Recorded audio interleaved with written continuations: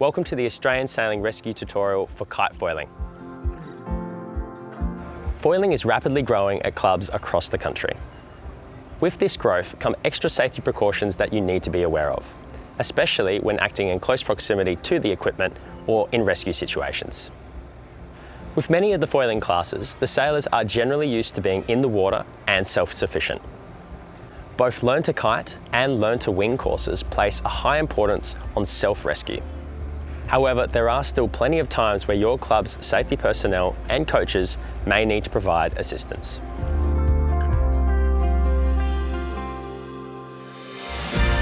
There are some general principles that do need to be adhered to when working with all the foiling classes.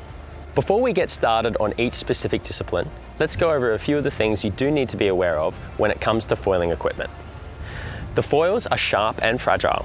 Avoid touching any part of the foil or mast to prevent contamination, especially the very sharp trailing edges.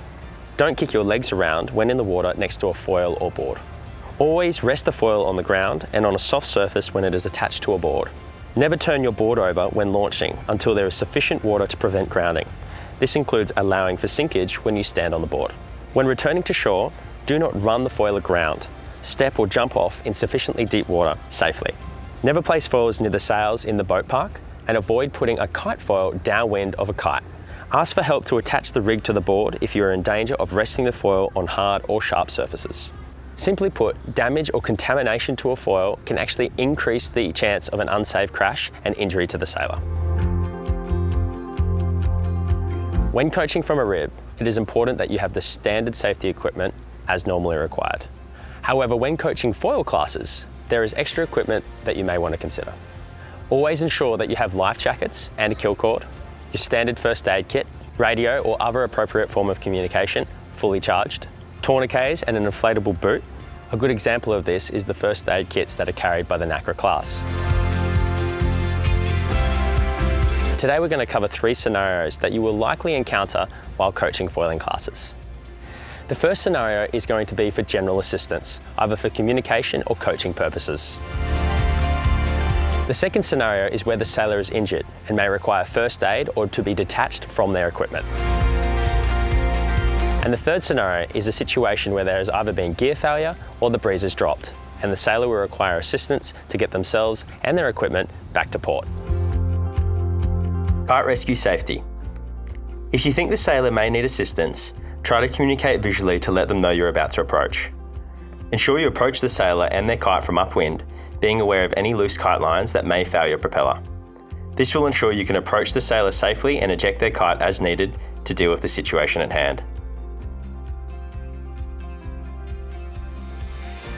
General assistance or coaching. Ensure coach and sailor are aware that the sailor is about to approach the coach boat.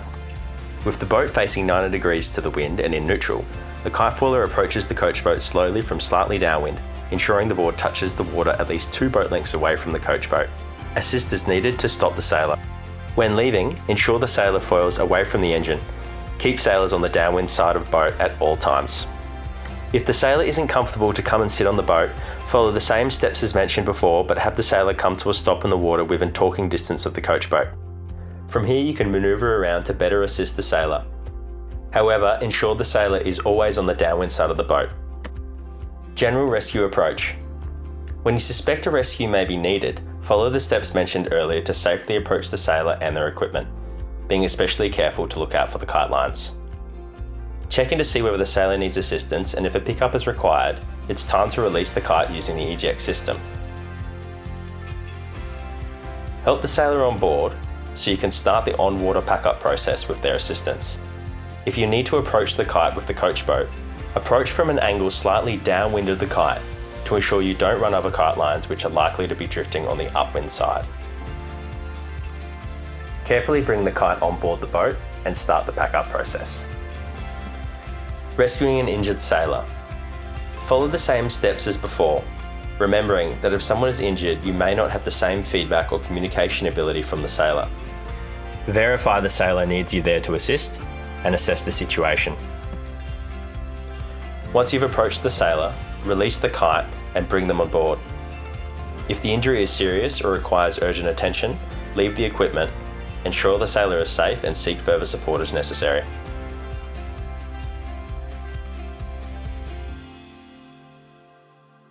Wind drop and gear recovery.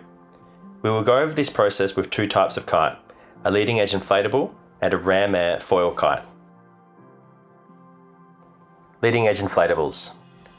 Once you have released a leading edge inflatable kite, its inflatable leading edge will actually hold its structure and allow it to float in the water for some time. This should give you plenty of time to deal with the sailor and ensure that they are okay. When you need to recover the gear, it's important that you approach the kite from a slightly downwind angle. This should allow the kite to drift down onto your coach boat while also avoiding any kite lines. Grab the kite from the inflatable leading edge, working your way to the middle to access the air release valve.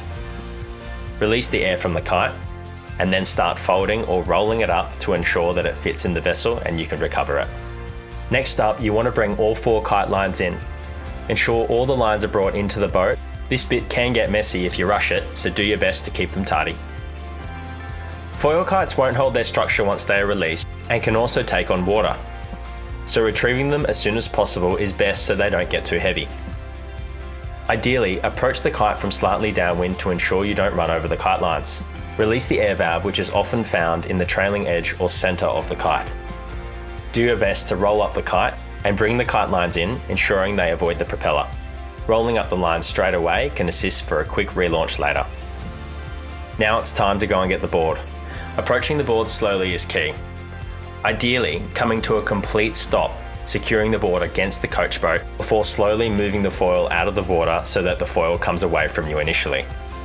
It's okay if you need to grab the base of the mast to stabilise the foil. Ideally, secure the foil behind all passengers before going. If you have any more questions or queries about the content that you have seen today, please get in contact with your General Manager.